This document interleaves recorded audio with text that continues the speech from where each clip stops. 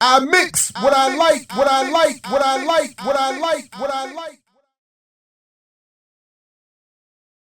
More and more, I'm discovering people as podcast hosts and then realizing they have this whole other life and like career.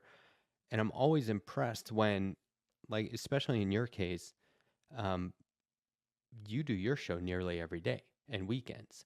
And that's just part of your life. That's just part of what you do. And it seems like a lot. It seems like maybe you have multiple full time jobs. So, while I begin tonight's drawing, I was hoping that you could tell us a bit about yourself, your academic career, and the trajectory to launching Black Power Media, but also like how you balance all of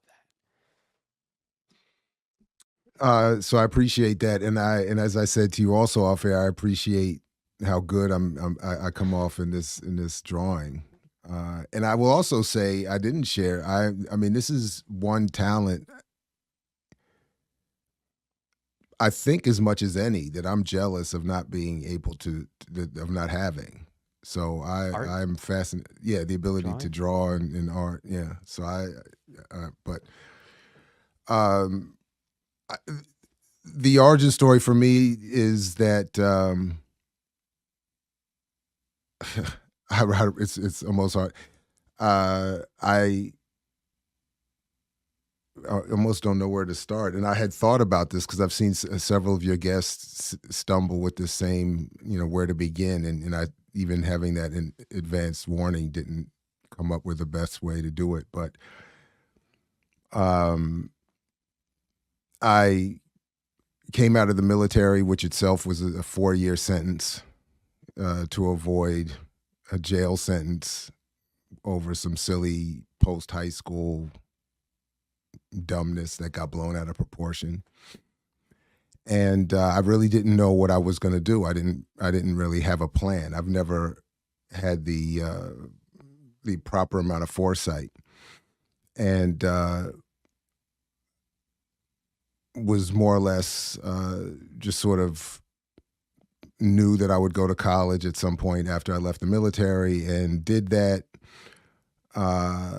But still didn't really know what I wanted to do. And then I remember seeing a couple of professors that I had talk about their schedules. And this is just a small Frostburg State University in Western Maryland. And I had played drums in a funk band, done some sports radio at college. I did, African centered knowledge nights and political programs as any stereotypically overcompensating older college return student would do, and but didn't really have any plan or where I would go next.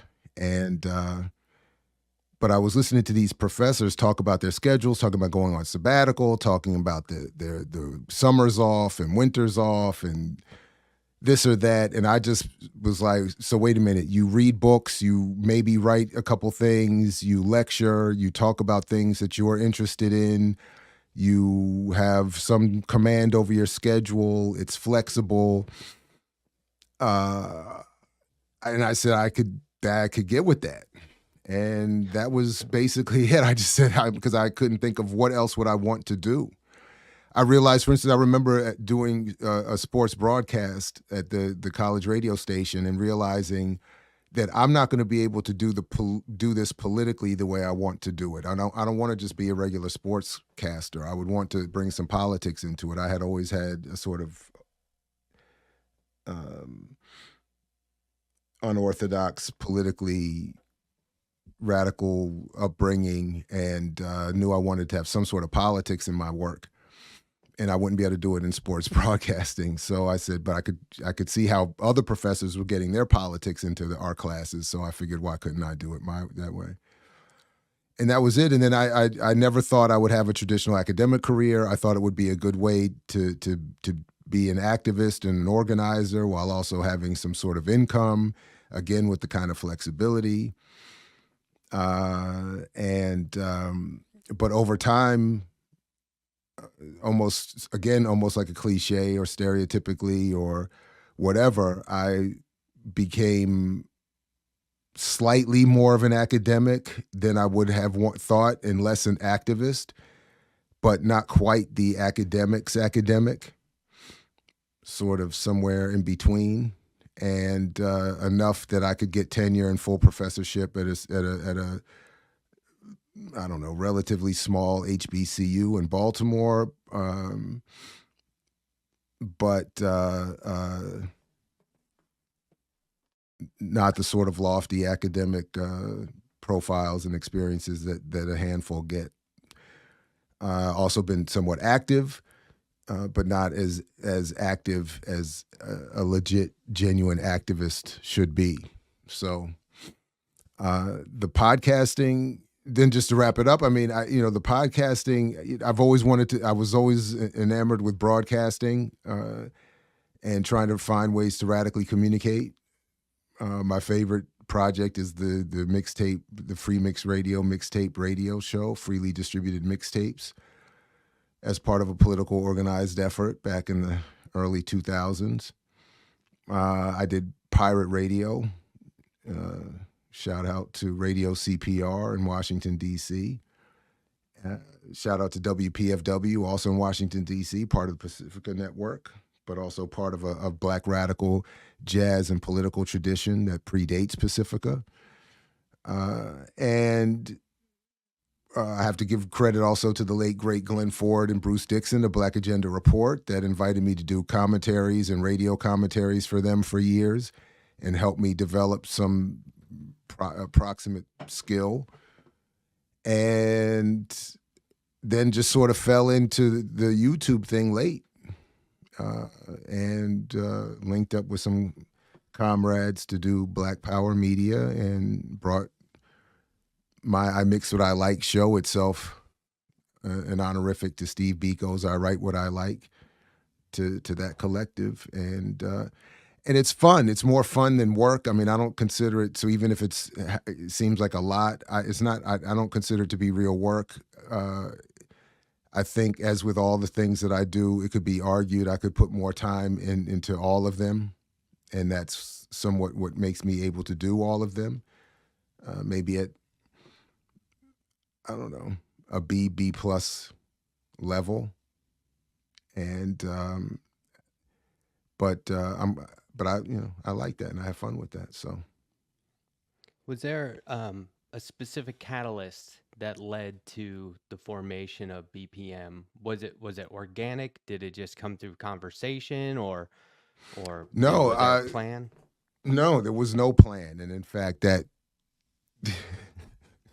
could be error might be too strong a word, but something akin to a mistake.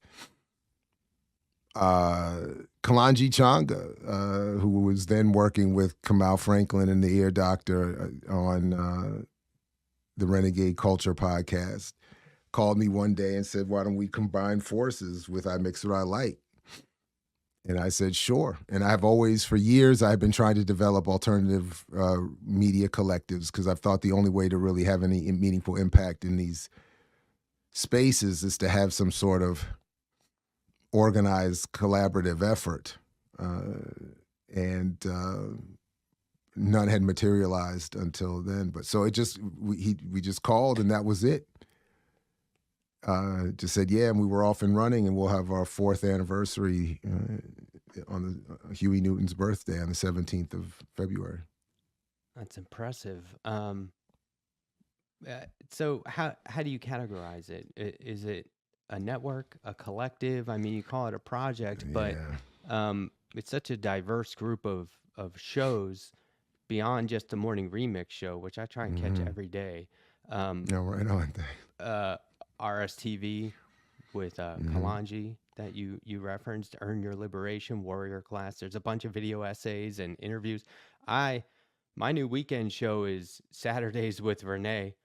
I highly recommend that show to everyone. That's one of the I love that show. I can't get enough. There's a couple of shows I'll watch twice. I'll watch an episode twice, and I always try and catch that one more than once. But how would you describe it? Because you bring a lot of different voices onto there. Is platform accurate? I honestly don't know, and that's something I think we're still trying to figure out. And and we've even had some on-air debates, even with members of our chat, over what is BPM. What we didn't do, and this is the sort of what I was alluding to. We didn't take the time to write out our mission statement, and which is broadly. We have one. It's broadly that we want to be a Black radical alternative public sphere. But you're right. Platform seems insufficient, but we are also not quite an organization, which some have wanted us to become. So for me, it's just what I've wanted it to be, something that isn't a somewhat eclectic gathering of Black world or African world radicals who have not all the same ideas or agreed upon goals or ideologies, but who want to just change the sort of the center of the location on so many of the popularly discussed issues, from electoral politics to guerrilla warfare. So, but I think we still have some things to work out, and some growing pains to overcome. But yeah, so it's somewhat still hard to answer that question. So I do want to talk about just the transparency and the candid nature that the show has, and in terms of engagement with the audience. But first, if you think about it, like when getting like an office job or something like that, there's no telling who you're going to end up working with, and how challenging that may or may not be. So when you form such a large network with such a wide variety of people on it, as hosts, there's realistically, and like you said, there's debate, right? There's going to be some disagreement, some difference of opinion, probably minor, right? Nothing too catastrophic.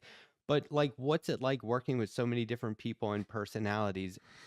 And my perspective is that allows the show to thrive and to continue to grow organically as a platform. Do you agree with that? And just what's the dynamic like? It's been, I would say overall, it's been great. There have been one or two major sort of collisions that have been entirely displeasurable. But that notwithstanding, overall, I would argue it's still been great. There